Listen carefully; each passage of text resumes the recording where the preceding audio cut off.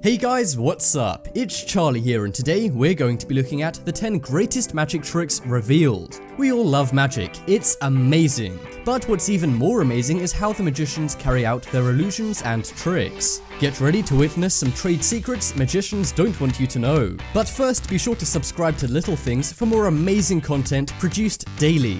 And subscribe to Top 10s and turn on notifications, and comment down when you've done this for a shout out at the end of our next video. Coming in at number 10, we have levitation. We all know flying is impossible. So, how do magicians sometimes perform a trick where a woman levitates? Well, one element of this trick, which goes over a lot of people's heads, is that the levitating woman is always wearing a long dress. The dress must be so long that the folds of the dress have to fall down as she's lifted up, concealing the table she's lying on. It then looks like the magician has made the woman levitate, but really the woman's dress is hiding a lifting mechanism. It seems so obvious once you know it, but this is a really surprising illusion finally revealed.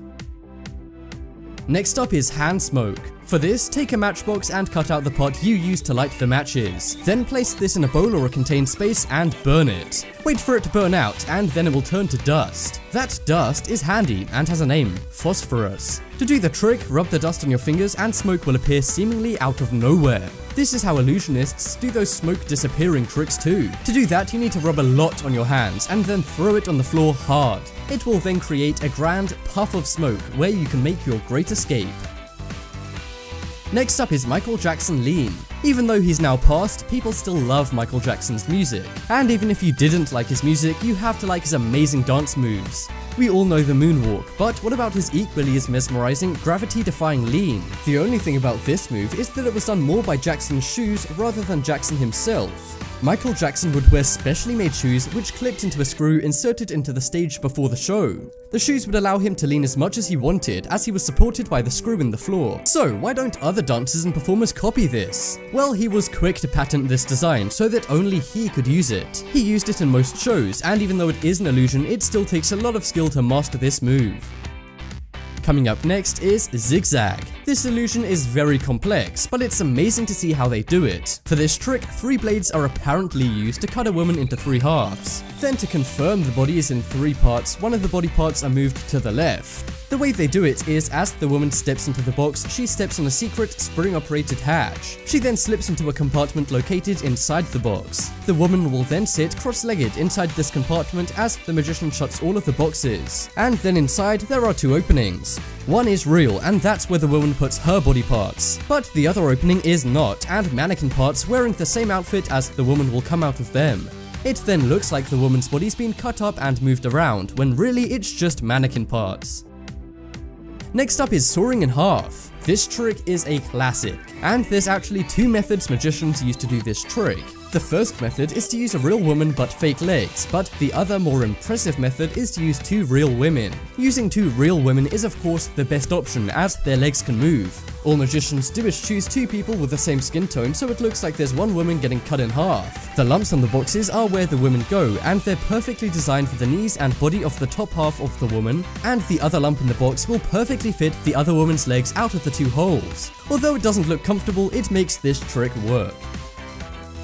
Next up is levitating street performer. If you go to any big city, you'll see these guys everywhere. They can be cool to look at first, but trust me, they get very tiring, especially when they're on every single block.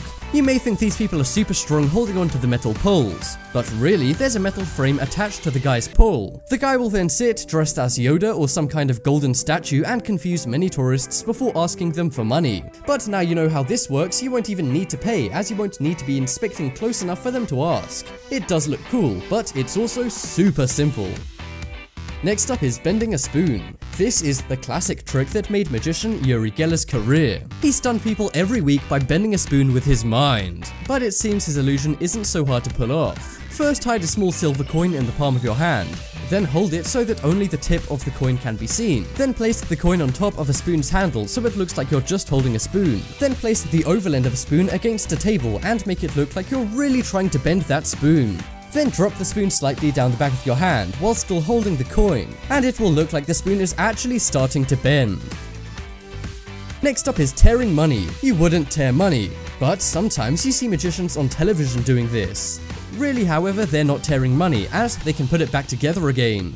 They seem to easily be able to pass money through a pencil by ripping it. But really, the pencil's been cut into two halves, and then each half is connected with a super strong magnet. This allows the money to pass through it easily without actually ripping the money.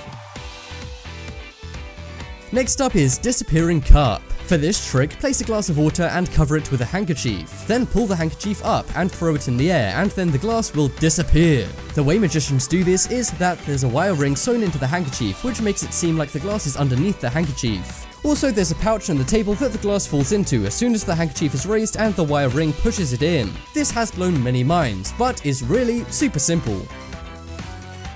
Coming up next, we have rabbit out of a hat. To do this trick, you will need a rabbit, a hat, a table covered with a sheet and a hook on it, and a sack. First, put the rabbit in the sack and attach the sack to the hook on the table. Next, show your hat with nothing in it to the audience. Then slyly slide the sack with the rabbit in while you distract your audience. That bit may sound hard, but it's something every professional magician can do. Then simply show your audience the hat with the rabbit inside, and they'll believe you've magically inserted the rabbit into your hat. These tricks have been amazing to dissect, and I hope you learned one or two things, and maybe you can try these tricks out for yourself.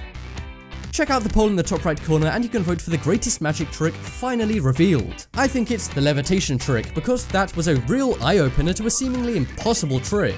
This video shoutout goes to Mariah Smith. Subscribe and turn on notifications and comment done for a shoutout in the next video. But as always, thanks for watching. Check out some more videos on screen right now. Leave a like if you enjoyed, and if you haven't already, what are you waiting for? Subscribe to Top 10s.